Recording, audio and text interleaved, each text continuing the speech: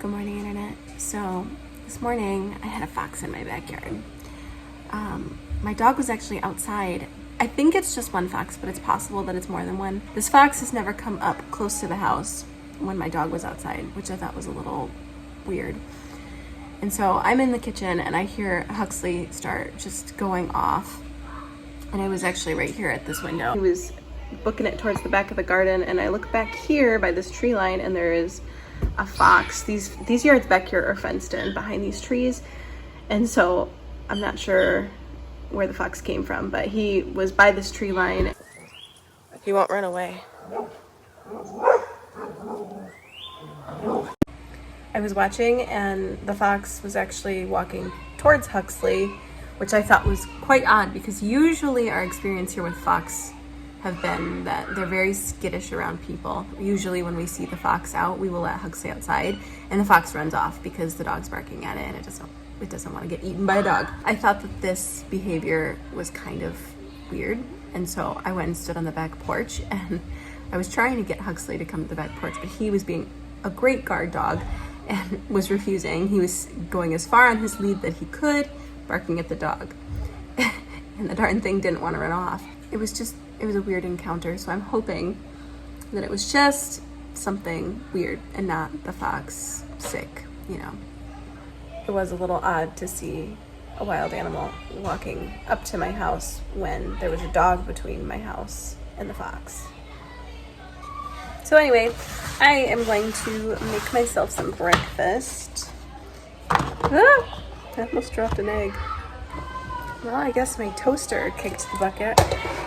I don't know how long we've had this toaster, but it won't toast anymore. It's not staying down, so I think I can finally get another toaster. You saw it, Robert. I get a new toaster now, right? I'm gonna throw this away. So my sister-in-law and my brother-in-law brought back with them this wheat tea for us to try. They're missionaries in Japan, so that's where they reside. And we actually haven't seen them in, I think it's been almost 4 years. And so they brought us this back to try.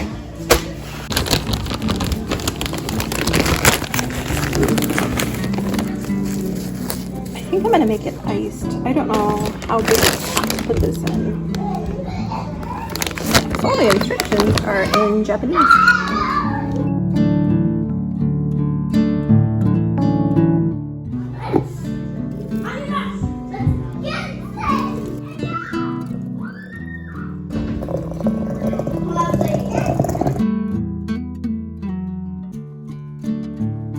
So this looks way darker than this does, although this is iced.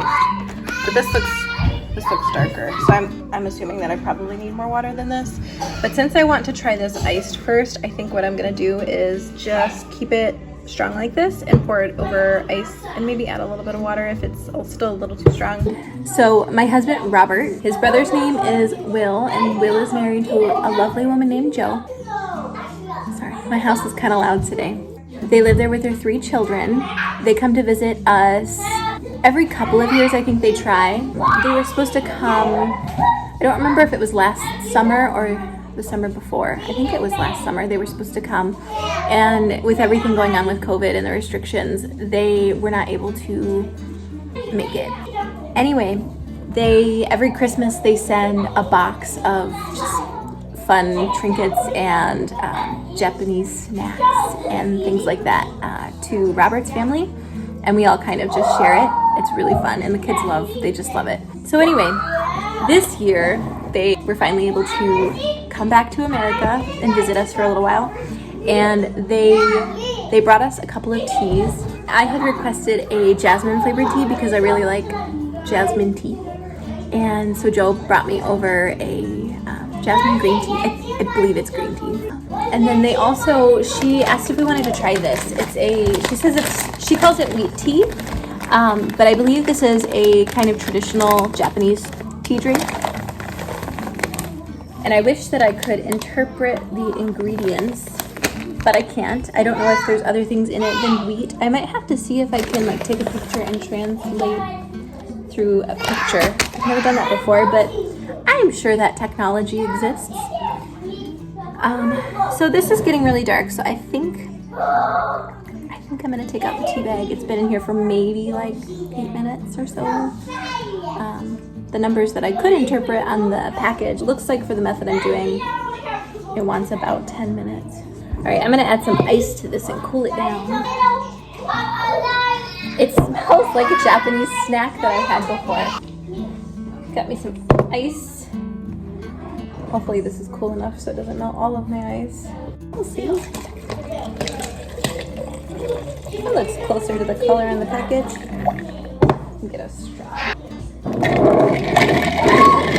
Let's try.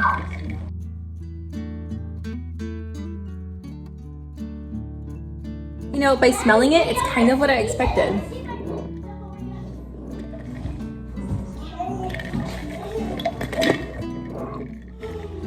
That's actually really good. It's like these two boys, that's easy. It totally tastes like a snack that I had before. It almost has like a savory aspect to it, I want to say. But I'm wondering if that savoriness is just because I've had a Japanese snack that tastes like this, and that's all I can think about when I'm drinking this.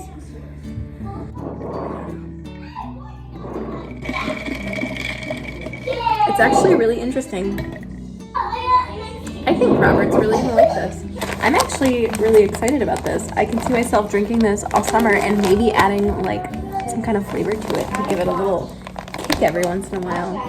I'm happy that we have this. Thank you, Will and Joe. My sister-in-law, Amanda, she had sent some plants up with my mother-in-law the last time she was down to her house in Indiana.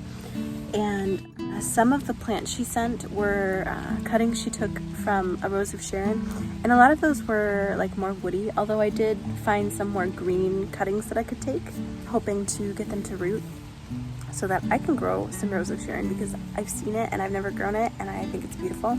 But anyway, some of the more mature stems, they actually had seed pods, I'm assuming from last season. So I actually took some of the seeds out. Actually, I took all of the seeds out that I could find, and I planted them, and I've got a couple of little sprouts coming here. So that's kind of exciting. Happy birthday, little guys. Oh yeah, there's another one. So I'm kind of excited about that because the cuttings I took aren't looking too good. So, second chance here. So I have been drinking this barley tea all day. It's delicious. It's odd, but I traded my coffee for it today, so I feel like that should say a lot.